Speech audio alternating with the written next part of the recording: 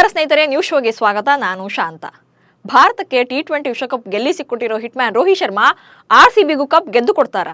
ಇಂಥದ್ದೊಂದು ಪ್ರಶ್ನೆ ಈಗ ಸಿಕ್ಕಾಪಟ್ಟೆ ಚರ್ಚೆಯಾಗ್ತಿದೆ.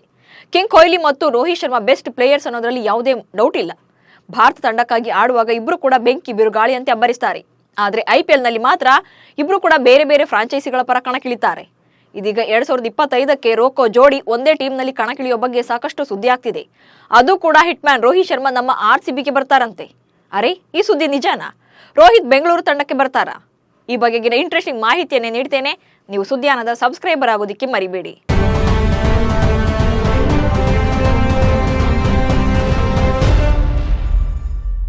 2024ರ ಟಿ20 ವಿಶ್ವಕಪ್ ಚಾಂಪಿಯನ್ ಆಗಿರೋ ಟೀಂ ಇಂಡಿಯಾ ಮುಂದಿನ ICC ಟ್ರೋಫಿಗಳ ಮೇಲೆ ಕಣ್ಣಿಟ್ಟಿದೆ. ಇದರ ನಡುವೆ 2025ರ IPLಗೆ ಮೆಗಾ ಆಕ್ಷನ್ ನಡೆಯಲಿದ್ದು, ಒಟ್ಟು 10 ತಂಡಗಳ ನಡುವೆ ಟೈಟಲ್ಗಾಗಿ ಪೈಪೋಟಿ ನಡೆಯಲಿದೆ. ಅಲ್ಲದೆ 18ನೇ ಆವೃತ್ತಿಯಲ್ಲಿ ಸಾಕಷ್ಟು ಬದಲಾವಣೆಗಳಾಗುವ ನಿರೀಕ್ಷೆ ಕೂಡ ಇದೆ. ರಾಯಲ್ ಚಾಲೆಂಜರ್ಸ್ ಬೆಂಗಳೂರು ತಂಡ ಕೂಡ ಇದರಿಂದ ಹೊರತಾಗಿಲ್ಲ. ಆದರೆ ಒಂದು ಗುಡ್ ನ್ಯೂಸ್ ಏನಪ್ಪಾ ಅಂದ್ರೆ, ಭಾರತವನ್ನ ಟಿ20 ವಿಶ್ವಕಪ್ ಚಾಂಪಿಯನ್ ಪಟ್ಟಕ್ಕೇರಿಸಿರೋ ರೋಹಿತ್ ಶರ್ಮಾ RCBಗೆ ಬರ್ತಾರಂತೆ. ಖುದ್ದು ರಾಯಲ್ ಚಾಲೆಂಜರ್ಸ್ ಬೆಂಗಳೂರು ಫ್ರಾಂಚೈಸಿಯೇ ರೋಹಿತ್ ರನ್ನ ತಂಡಕ್ಕೆ ಕರೆತರೋಕೆ ಸರ್ವ ಪ್ರಯತ್ನವನ್ನು ಆರಂಭಿಸಿದೆ. ಅಷ್ಟೇ ಯಾಕೆ, ನಮ್ಮ ಕಿಂಗ್ ವಿರಾಟ್ ಕೊಹ್ಲಿ ಕೂಡ ರೋಹಿತ್ಗಾಗಿ ಪಟ್ಟು ಹಿಡಿದಿದ್ದಾರೆ. 2025ರ IPL ಸೀಸನ್ಗೆ ಕೊಹ್ಲಿ ಅವರೇ ರೋಹಿತ್ ಶರ್ಮಾ ಅವರನ್ನ RCB ಕ್ಯಾಪ್ಟನ್ ಮಾಡಿ ಎಂಬ ಪ್ರಸ್ತಾಪ ಇಟ್ಟಿದ್ದಾರಂತೆ. ವಿಶ್ವಕಪ್ ಗೆದ್ದ ಕೂಡಲೇ ಟೀಂ ಇಂಡಿಯಾದ ಕ್ಯಾಪ್ಟನ್ ರೋಹಿತ್ ಶರ್ಮಾ ಅಂತಾರಾಷ್ಟ್ರೀಯ ಟಿ20 ಕ್ರಿಕೆಟ್ಗೆ ನಿವೃತ್ತಿ ಘೋಷಿಸಿದ್ರು. ಟಿ20 ಕ್ರಿಕೆಟ್ಗೆ ನಿವೃತ್ತಿ ಘೋಷಿಸಿದ್ರು ಕೂಡ ತಾನು IPLಗೆ ಆಡೋದಾಗಿ ಹೇಳಿದ್ರು. ಇದೀಗ ಆಕ್ಷನ್ನಲ್ಲಿ RCB ಫ್ರಾಂಚೈಸಿ ರೋಹಿತ್ ಶರ್ಮಾ ಅವರನ್ನ ಖರೀದಿ ಮಾಡಲಿ, ರೋಹಿತ್ ಶರ್ಮಾ ಕ್ಯಾಪ್ಟನ್ ಆಗಲಿ, ಕೊಹ್ಲಿ RCB ಪರ ಚೆನ್ನಾಗಿ ಆಡಿ ಕಪ್ ಗೆಲ್ಲಿಸಲಿ ಅಂತ ಖುದ್ದು ಅಭಿಮಾನಿಗಳೇ ಸೋಷಿಯಲ್ ಮೀಡಿಯಾದಲ್ಲಿ ಫುಲ್ ಟ್ರೆಂಡ್ ಮಾಡ್ತಿದ್ದಾರೆ. ಸದ್ಯ RCB captain Faf du Plessis 2025ರ IPLಗೂ ಮುನ್ನವೇ ವಿದಾಯ ಹೇಳೋ ಸಾಧ್ಯತೆ ಇದೆ. ಹೀಗಾಗಿ ಫಾಫ್ ಸ್ಥಾನಕ್ಕೆ ಕಿಂಗ್ ವಿರಾಟ್ ಕೊಹ್ಲಿ ಅವರನ್ನೇ ಕ್ಯಾಪ್ಟನ್ ಮಾಡಲು ಮನವೊಲಿಕೆಗೆ ಮುಂದಾಗಿದೆ. ಹಾಗೇನಾದ್ರೂ ಕೊಹ್ಲಿ ಒಪ್ಪದೇ ಇದ್ದರೆ ರೋಹಿತ್ ಶರ್ಮಾ ಅವರನ್ನ ಬೆಂಗಳೂರು ತಂಡಕ್ಕೆ ಕರೆತರೋ ಸಾಧ್ಯತೆಗಳು ಕೂಡ ದಟ್ಟವಾಗಿವೆ.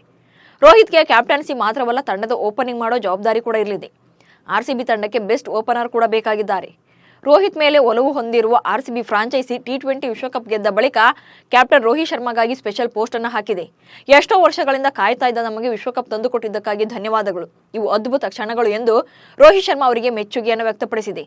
ಇನ್ನು 2024ರ IPLಗೂ ಮುನ್ನ ರೋಹಿತ್ ಶರ್ಮಾ ಮುಂಬೈ ಇಂಡಿಯನ್ಸ್ ತಂಡದಲ್ಲಿ ಸಾಕಷ್ಟು ಅವಮಾನವನ್ನು ಅನುಭವಿಸಿದರು. ರೋಹಿತ್ ರನ್ನ ಏಕಾಏಕಿ ಕ್ಯಾಪ್ಟನ್ಸಿಯಿಂದ ಇಳಿಸಿ ಹಾರ್ದಿಕ್ ಪಾಂಡ್ಯಕ್ಕೆ ಪಟ್ಟ ಕಟ್ಟಲಾಗಿತ್ತು. ಇದರಿಂದ ಸಾಕಷ್ಟು ನೊಂದಿರುವ ರೋಹಿತ್ ಶರ್ಮಾ ತಂಡ ಬಿಡೋದು ಕೂಡ ಕನ್ಫರ್ಮ್ ಆಗಿದೆ. ಹಾಗೇನಾದ್ರೂ ಮುಂಬೈ ತೊರೆದ್ರೆ ರೋಹಿತ್ ರನ್ನ ಬೆಂಗಳೂರು ತಂಡಕ್ಕೆ ಕರೆತರಲು ಫ್ರಾಂಚೈಸಿ ಪ್ಲಾನ್ ಮಾಡಿದೆ. ಇನ್ನು ವಿರಾಟ್ ಕೊಹ್ಲಿಯೇ RCBಯ ಮೇನ್ ಪಿಲ್ಲರ್. ಡೇ 1ನಿಂದ ತಂಡಕ್ಕಾಗಿ ಆಡ್ತಿರೋ ವಿರಾಟ್ ಸರ್ವಸ್ವವನ್ನು ಕೂಡ ತ್ಯಾಗ ಮಾಡಿದ್ದಾರೆ. 2013ರಲ್ಲಿ RCBಯ ಪೂರ್ಣ ಪ್ರಮಾಣದ ನಾಯಕನಾಗಿದ್ದ ವಿರಾಟ್ 2021ರ ತನಕ RCBಯನ್ನು ಮುನ್ನಡೆಸಿದ್ರು. ಕೊಹ್ಲಿ ನಾಯಕತ್ವದಲ್ಲಿ ಒಟ್ಟು 140 ಪಂದ್ಯಗಳನ್ನು ಆಡಿದ್ದ RCB 66 ಪಂದ್ಯಗಳನ್ನು ಜಯಿಸಿದೆ. 70 ಪಂದ್ಯಗಳಲ್ಲಿ ಸೋಲು ಕಂಡಿದೆ. IPL ಇತಿಹಾಸದಲ್ಲಿ ವಿನ್ನಿಂಗ್ಸ್ ಸರಾಸರಿಯಲ್ಲಿ ಕೊಹ್ಲಿ 3ನೇ ಸ್ಥಾನದಲ್ಲಿದ್ದಾರೆ. ಅವರ ನಾಯಕತ್ವದ ಸರಾಸರಿ ಗೆಲುವು 46.15ರಷ್ಟಿದೆ. ದಾಖಲೆ ಧೋನಿ ಹೆಸರಿನಲ್ಲಿದೆ. ಧೋನಿ ನಾಯಕತ್ವದ ಗೆಲುವಿನ ಸರಾಸರಿ 60.38ರಷ್ಟಿದೆ. ಹೀಗಾಗಿ RCBಗೆ ವಿರಾಟ್ ಕೊಹ್ಲಿಯೇ ಕಿಂಗ್. ಒಂದ್ ಕಡೆ ರೋಹಿತ್ ತಂಡಕ್ಕೆ ಬರ್ತಾರ ಅನ್ನೋ ನಿರೀಕ್ಷೆ ಇದ್ರೆ, ಇನ್ನೊಂದ್ ಕಡೆ ಎಲ್ಲಿ ವಿರಾಟ್ ರನ್ನ ಕಳೆದುಕೊಳ್ತೇವೋ ಅನ್ನೋ ಭೀತಿ ಕೂಡ ಇದೆ. ಅದಕ್ಕೆ ಕಾರಣ BCCIನ ಹೊಸ ಹರಾಜು ನಿಯಮ. 2025ರ IPL ಸೀಸನ್ಗೆ ರಿಟರ್ನ್ ಪಾಲಿಸಿಯಲ್ಲಿ ಭಾರಿ ಬದಲಾವಣೆ ಆಗಲಿದ್ದು, ಇದರಿಂದ RCBಗೆ ಬಿಗ್ ಶಾಕ್ ಆದಿದೆ. BCCI ಈಗಾಗಲೇ ಮುಂಬರುವ ಸೀಸನ್ಗೆ ರಿಟರ್ನ್ ಪಾಲಿಸಿಯಲ್ಲಿ ಚೇಂಜಸ್ ತರಲು ಮುಂದಾಗಿದ್ದು, ಎಲ್ಲಾ ಫ್ರಾಂಚೈಸಿಗಳಿಂದ ಅಭಿಪ್ರಾಯವನ್ನು ಸಂಗ್ರಹ ಮಾಡ್ತಾ ಇದೆ.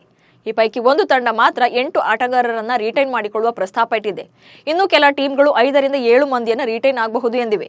ಉಳಿದ ಬಹುತೇಕ ಟೀಮ್ಗಳು 0 ರಿಟರ್ನ್ ಪಾಲಿಸಿ ಮಾಡಿ ಎಂದು ಪಟ್ಟು ಹಿಡಿದಿದೆಯಂತೆ. ಒಂದ್ ವೇಳೆ BCCI 0 ರಿಟರ್ನ್ ಪಾಲಿಸಿ ಮಾಡಿದ್ರೆ ಎಲ್ಲಾ ಆಟಗಾರರು ಕೂಡ ಆಕ್ಷನ್ಗೆ ಬರಬೇಕಾಗುತ್ತೆ. ಹೀಗಾದ್ರೆ ಎಲ್ಲಾ ಫ್ರಾಂಚೈಸಿಗಳು ಕೂಡ ತಮ್ಮ ತಂಡದ ಆಟಗಾರರನ್ನ ಆಕ್ಷನ್ಗೆ ಬಿಡ್ ಮಾಡಬೇಕು. ಬಳಿಕ ಆಕ್ಷನ್ನಲ್ಲಿ ತಮಗೆ ಬೇಕಾದ ಆಟಗಾರರನ್ನ ಖರೀದಿ ಮಾಡಬೇಕು. ಇದು RCB ಸೇರಿದಂತೆ ಹಲವು ತಂಡಗಳಿಗೆ ದೊಡ್ಡ ತಲೆನೋವಾಗಿದೆ. IPL ಶುರುವಾಗಿ ಬರೋಬ್ಬರಿ 17 ವರ್ಷಗಳು ಕಳೆದಿವೆ. ಆರಂಭದಿಂದಲೂ ಕೂಡ ವಿರಾಟ್ ಕೊಹ್ಲಿ RCB ತಂಡದ ಭಾಗವಾಗಿದ್ದಾರೆ. ಕಳೆದ ಸೀಸನ್ನಲ್ಲೂ ಕೂಡ RCB 15 ಕೋಟಿಗೆ ಕೊಹ್ಲಿ ಅವರನ್ನ ರಿಟೈನ್ ಮಾಡಿಕೊಂಡಿತ್ತು. ಈಗ 0 ರಿಟರ್ನ್ ಪಾಲಿಸಿ ಜಾರಿಗೆ ಬಂದ್ರೆ ಕೊಹ್ಲಿಯನ್ನ ರಿಟೈನ್ ಮಾಡಿಕೊಳ್ಳಲು ಸಾಧ್ಯವೇ ಇಲ್ಲ. ವಿರಾಟ್ ಕೊಹ್ಲಿ ಮತ್ತು ರೋಹಿತ್ ಶರ್ಮಾ ಎಂಥ ಫ್ರೆಂಡ್ಸ್ ಅನ್ನೋದು ಇಡೀ ಕ್ರಿಕೆಟ್ ಜಗತ್ತಿಗೆ ಗೊತ್ತಿದೆ. ಅದೆಂಥದ್ದೇ ಪರಿಸ್ಥಿತಿ ಇದ್ರೂ ಒಬ್ಬರನ್ನ ಒಬ್ರು ಬಿಟ್ಟು ಕೊಟ್ಟಿದ್ದೇ ಇಲ್ಲ. ಟಿ20 ವಿಶ್ವಕಪ್ನಲ್ಲೂ ಕೂಡ ಇದು ಸಾಬೀತಾಗಿದೆ. ಹಾಗೇನಾದ್ರೂ RCBಯಲ್ಲಿ ರೋಕೋ ಜೋಡಿ ಒಂದಾಯ್ತು ಅಂದ್ರೆ ಇವರನ್ನ ತಡೆಯೋರು ಯಾರೂ ಇರಲ್ಲ. ಹೀಗಾಗಿ RCB ಫ್ಯಾನ್ಸ್ ಕೂಡ ರೋಹಿತ್ ತಮ್ಮ ತಂಡಕ್ಕೆ ಬರಲಿ ಅಂತ ಡಿಮ್ಯಾಂಡ್ ಮಾಡ್ತಿದ್ದಾರೆ. ಅದೆಷ್ಟು ನೋವು, ಅದೆಷ್ಟು ಹತಾಶೆ. ಆಟದಲ್ಲಿ ಪದೇ ಪದೇ ಫೇಲ್ಯೂರ್, ಅಭಿಮಾನಿಗಳಿಂದಲೂ ಟೀಕೆ, ಸೋಷಿಯಲ್ ಮೀಡಿಯಾದಲ್ಲೂ ಟ್ರೋಲ್. ಹೋಗ್ಲಿ, ಪರ್ಸನಲ್ ಲೈಫ್ ಆದ್ರೂ ಚೆನ್ನಾಗಿದ್ಯಾ ಅಂದ್ರೆ ಅದೂ ಇಲ್ಲ. ಪತ್ನಿ ಜೊತೆ ಮನಸ್ತಾಪ, ಡಿವೋರ್ಸ್ ಬಿರುಗಾಳಿ. ಹೀಗೆ 4-5 ತಿಂಗಳಿಂದ ನೊಂದು ಬೆಂದು ಹೋಗಿದ್ದ ಆಲ್ರೌಂಡರ್ ಹಾರ್ದಿಕ್ ಪಾಂಡ್ಯ ಪಟ್ಟ ಪಾಡು ಅಷ್ಟಿಷ್ಟಲ್ಲ. ಭಾರತದ ಅಭಿಮಾನಿಗಳೇ ಚಪ್ರಿ ಚಪ್ರಿ ಅಂತ ಹಾರ್ದಿಕ್ ಪಾಂಡ್ಯರನ್ನ ಟೀಕಿಸಿದ್ರು. ಹಾರ್ದಿಕ್ ಆಟಿಟ್ಯೂಡ್ ಸರಿ ಇಲ್ಲ, ಅಹಂಕಾರ ಜಾಸ್ತಿ ಆಯಿತು, ಕ್ರಿಕೆಟ್ ಆಡಿಸಬೇಡಿ ಅಂತೆಲ್ಲ ಫ್ಯಾನ್ಸ್ ಕೋಪಗೊಂಡಿದ್ರು. ಹಾರ್ದಿಕ್ ಹಾಗೂ ರೋಹಿತ್ ಶರ್ಮಾ ನಡುವಿನ ಸಂಬಂಧ ಕೂಡ ಹದಗೆಟ್ಟಿದೆ ಅನ್ನೋ ಊಹಾಪೋಹ ಕೇಳಿ ಬಂದಿತ್ತು. ಇಷ್ಟೆಲ್ಲ ನೋವು ಅನುಭವಿಸಿದ್ದ ಪಾಂಡ್ಯ ಈಗ T20 ವಿಶ್ವಕಪ್ನ ರಿಯಲ್ ಹೀರೋ. ಇದೀಗ ಹಾರ್ದಿಕ್ ಪಾಂಡ್ಯಗೆ ಮತ್ತೊಂದು ಬಂಪರ್ ನ್ಯೂಸ್ ಸಿಕ್ಕಿದೆ. T20 ಆಲ್ರೌಂಡರ್ ರ್ಯಾಂಕಿಂಗ್ನಲ್ಲಿ ಪಾಂಡ್ಯ ನಂಬರ್ 1 ಸ್ಥಾನಕ್ಕೇರಿದ್ದಾರೆ. T20 ವಿಶ್ವಕಪ್ ಮುಕ್ತಾಯದ ಬೆನ್ನಲ್ಲೇ ICC ನೂತನ T20 ಶ್ರೇಯಾಂಕ ಪಟ್ಟಿಯನ್ನು ಪ್ರಕಟ ಮಾಡಿದೆ. ಈ ಬಾರಿ T20 ಬ್ಯಾಟರ್ಗಳ ಪಟ್ಟಿಯಲ್ಲಿ ಆಸ್ಟ್ರೇಲಿಯಾದ ಟ್ರಾವಿಸ್ ಹೆಡ್ ಅಗ್ರಸ್ಥಾನ ಅಲಂಕರಿಸಿದರೆ, ಬೌಲರ್ಗಳ ಪಟ್ಟಿಯಲ್ಲಿ ಇಂಗ್ಲೆಂಡ್ನ ಆದಿಲ್ ರಶೀದ್ ಮೊದಲ ಸ್ಥಾನದಲ್ಲಿದ್ದಾರೆ. ಇನ್ನು T20 ಆಲ್ರೌಂಡರ್ ಶ್ರೇಯಾಂಕದಲ್ಲಿ ಟೀಮ್ ಇಂಡಿಯಾದ ಹಾರ್ದಿಕ್ ಪಾಂಡ್ಯ ಅಗ್ರಸ್ಥಾನದಲ್ಲಿ ಕಾಣಿಸಿಕೊಂಡಿದ್ದಾರೆ. ಈ ಬಾರಿಯ T20 ವಿಶ್ವಕಪ್ನಲ್ಲಿ 8 ಪಂದ್ಯಗಳಲ್ಲಿ ಕಣಕ್ಕಿಳಿದಿದ್ದ ಹಾರ್ದಿಕ್ ಪಾಂಡ್ಯ 6 ಇನ್ನಿಂಗ್ಸ್ಗಳಲ್ಲಿ ಬ್ಯಾಟ್ ಬೀಸಿದ್ರು. ಈ ವೇಳೆ ಒಟ್ಟು 144 ರನ್ ಕಲೆ ಹಾಕಿದ್ದಾರೆ. ಹಾಗೆಯೇ ಬೌಲಿಂಗ್ನಲ್ಲಿ 25 ಓವರ್ಗಳನ್ನು ಎಸೆದಿದ್ದ ಪಾಂಡ್ಯ 191 ರನ್ ನೀಡಿ ಒಟ್ಟು 11 ವಿಕೆಟ್ ಕಬಳಿಸಿ ಮಿಂಚಿದ್ದಾರೆ. ಈ ಭರ್ಜರಿ ಪ್ರದರ್ಶನದ ಫಲವಾಗಿ ಇಂದು T20 ಆಲ್ರೌಂಡರ್ ಶ್ರೇಯಾಂಕದಲ್ಲಿ ಹಾರ್ದಿಕ್ ಪಾಂಡ್ಯ ಅಗ್ರಸ್ಥಾನ ಅಲಂಕರಿಸಿದ್ದಾರೆ.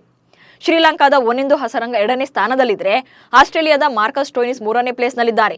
ಜಿಂಬಾಬ್ವೆಯ ಸಿಕಂದರ್ ರಾಜ 4ನೇ ಸ್ಥಾನದಲ್ಲಿದ್ದರೆ, ಬಾಂಗ್ಲಾದ ಶಕೀಬ್ ಅಲ್ ಹಸನ್ 5th ಪ್ಲೇಸ್ನಲ್ಲಿದ್ದಾರೆ. ಇನ್ನು T20 ಬ್ಯಾಟರ್ಗಳ ಪಟ್ಟಿಯಲ್ಲಿ ಟಾಪ್ 10ನಲ್ಲಿ ಕೇವಲ 2 ಭಾರತೀಯರು ಮಾತ್ರ ಕಾಣಿಸಿಕೊಂಡಿದ್ದಾರೆ. ಅದರಲ್ಲೂ ಈ ಬಾರಿಯ T20 ವಿಶ್ವಕಪ್ನಲ್ಲಿ ಒಂದೇ ಒಂದು ಪಂದ್ಯವನ್ನು ಕೂಡ ಆಡದ ಯುವ ಎಡಗೈ ದಾಂಡಿಗ ಯಶಸ್ವಿ ಜೈಸ್ವಾಲ್ 7ನೇ ಸ್ಥಾನವನ್ನು ಕಾಯ್ದುಕೊಳ್ಳುವಲ್ಲಿ ಯಶಸ್ವಿಯಾಗಿದ್ದಾರೆ. ಆಸ್ಟ್ರೇಲಿಯಾದ ಟ್ರಾವಿಸ್ ಹೆಡ್ 1st ಪ್ಲೇಸ್ನಲ್ಲಿದ್ದರೆ, ಸೂರ್ಯಕುಮಾರ್ ಯಾದವ್ 2nd ಪ್ಲೇಸ್ನಲ್ಲಿದ್ದಾರೆ. ಫಿಲ್ ಸಾಲ್ಟ್ 3 ಹಾಗೆ ಬಾಬರ್ ಅಜಮ್ 4ನೇ ಸ್ಥಾನದಲ್ಲಿದ್ದಾರೆ. ಮೊಹಮ್ಮದ್ ರಿಜ್ವಾನ್ 5ನೇ ಸ್ಥಾನದಲ್ಲಿದ್ದಾರೆ. ಇನ್ನು T20 ಬೌಲರ್ಗಳ ಪಟ್ಟಿಯಲ್ಲಿ ಅಗ್ರ 10ರಲ್ಲಿ ಭಾರತದ 2 ಬೌಲರ್ಗಳು ಕಾಣಿಸಿಕೊಂಡಿದ್ದಾರೆ. ಆದರೂ ಕೂಡ ಟೀಮ್ ಇಂಡಿಯಾದ ವೇಗಿ ಜಸ್ಪ್ರೀತ್ ಬುಮ್ರಾ ಟಾಪ್ 10ನಲ್ಲಿ ಕಾಣಿಸಿಕೊಂಡಿಲ್ಲ. T20 ಬೌಲರ್ಗಳ ನೂತನ ಶ್ರೇಯಾಂಕ ಪಟ್ಟಿಯಲ್ಲಿ ಬುಮ್ರಾ 12ನೇ ಸ್ಥಾನದಲ್ಲಿದ್ದಾರೆ. T20 ಬೌಲರ್ಗಳ ಟಾಪ್ 1 ಸ್ಥಾನದಲ್ಲಿ ಇಂಗ್ಲೆಂಡ್ನ ಆದಿಲ್ ರಶೀದ್ ಇದ್ರೆ, 2ನೇ ಸ್ಥಾನದಲ್ಲಿ ಸೌತ್ ಆಫ್ರಿಕಾದ ಹೆನ್ರಿಕ್ ನೋಕಿಯಾ ಇದ್ದಾರೆ. 3ರಲ್ಲಿ ಒನಿಂದು ಹಸರಂಗ, 4ನೇ ಪ್ಲೇಸ್ನಲ್ಲಿ Rashid Khan, 5ರಲ್ಲಿ Jose hazel wood ಸ್ಥಾನವನ್ನು ಗಿಟ್ಟಿಸಿಕೊಂಡಿದ್ದಾರೆ. ಅಕ್ಷರ್ ಪಟೇಲ್ 7ನೇ ಸ್ಥಾನದಲ್ಲಿದ್ದಾರೆ. ಒಟ್ನಲ್ಲಿ T20 ವಿಶ್ವಕಪ್ಗೆ ಆಯ್ಕೆಯೇ ಆಗಲ್ಲ ಅನ್ಕೊಂಡಿದ್ದ ಹಾರ್ದಿಕ್ ಪಾಂಡ್ಯ ಈ ಸಲ ಹೀರೋ ಆಗಿದ್ದಾರೆ. ಅಂದು ತೆಗಳಿದ ಅಭಿಮಾನಿಗಳೇ ಮುಕ್ತ ಕಂಠದಿಂದ ಹೊಗಳ್ತಾ ಇದ್ದಾರೆ. ಇದೀಗ ICC ಆಲ್ರೌಂಡರ್ಗಳ ಶ್ರೇಯಾಂಕದಲ್ಲಿ 1st ಪ್ಲೇಸ್ ಗಿಟ್ಟಿಸಿಕೊಂಡಿದ್ದಾರೆ. ಇದಕ್ಕೆ ಅಲ್ವಾ ಹೇಳೋದು ಕಾಲ ಎಲ್ಲವನ್ನೂ ಬದಲಿಸುತ್ತೆ ಅಂತ. ಪ್ರಧಾನಿ ನರೇಂದ್ರ ಮೋದಿ ಬುಧವಾರ ರಾಜ್ಯಸಭೆಯ ಭಾಷಣದಲ್ಲಿ ಕಾಂಗ್ರೆಸ್ ವಿರುದ್ಧ ವಾಗ್ದಾಳಿ ನಡೆಸಿದ್ದಾರೆ. 10 ವರ್ಷಗಳು ನಮ್ಮ ಅಧಿಕಾರದ 3ನೇ 1 ಭಾಗ ಮಾತ್ರ, NDA ಇನ್ನೂ 20 ವರ್ಷಗಳ ಕಾಲ ಆಡಳಿತ ನಡೆಸುತ್ತೇವೆ ಎಂದಿದ್ದಾರೆ. ಆದರೆ ಕಾಂಗ್ರೆಸ್ ನಾಯಕರು ದೇಶದಲ್ಲಿ ಜನರು ಬಿಜೆಪಿಗೆ ಸತತ 3ನೇ ಬಾರಿಗೆ ಹೆಚ್ಚಿನ ಬಹುಮತವನ್ನು ನೀಡಲಿಲ್ಲ. ಇದು ಬಿಜೆಪಿಯ ನೈತಿಕ ಗೆಲುವು ಅಷ್ಟೇ. ನಿತೀಶ್ ಕುಮಾರ್ ಮತ್ತು ಚಂದ್ರಬಾಬು ನಾಯ್ಡು ಅವರ ಪಕ್ಷಗಳ ಮೇಲೆ ಅವಲಂಬಿತವಾಗಿದೆ. ಹೀಗಾಗಿ ಕಾಂಗ್ರೆಸ್ ಮೋದಿ 3.0 ಅನ್ನ 3ನೇ 1 ಸರ್ಕಾರ ಎಂದು ಲೇವಡಿ ಮಾಡಿದೆ.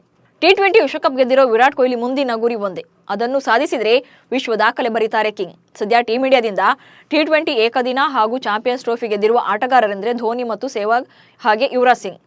ಇತ್ತೀಚೆಗಷ್ಟೇ ಕೊಹ್ಲಿ ಕೂಡ ಈ ಪಟ್ಟಿಗೆ ಸೇರ್ಪಡೆಗೊಂಡಿದ್ರು. ಆದ್ರೀಗ ಕೊಹ್ಲಿ ಒಂದೇ ಒಂದು ICC ಟ್ರೋಫಿಯನ್ನು ಕಳೆದುಕೊಂಡಿದ್ದಾರೆ. ಅದೇ ಟೆಸ್ಟ್ ಚಾಂಪಿಯನ್ಶಿಪ್. ಅವರು ವಿಶ್ವ ಟೆಸ್ಟ್ ಚಾಂಪಿಯನ್ಶಿಪ್ ಗೆದ್ದರೆ ಎಲ್ಲ ICC ಟ್ರೋಫಿಗಳನ್ನು ಗೆದ್ದ ಏಕೈಕ ಭಾರತೀಯ ಆಟಗಾರನಾಗಲಿದ್ದಾರೆ.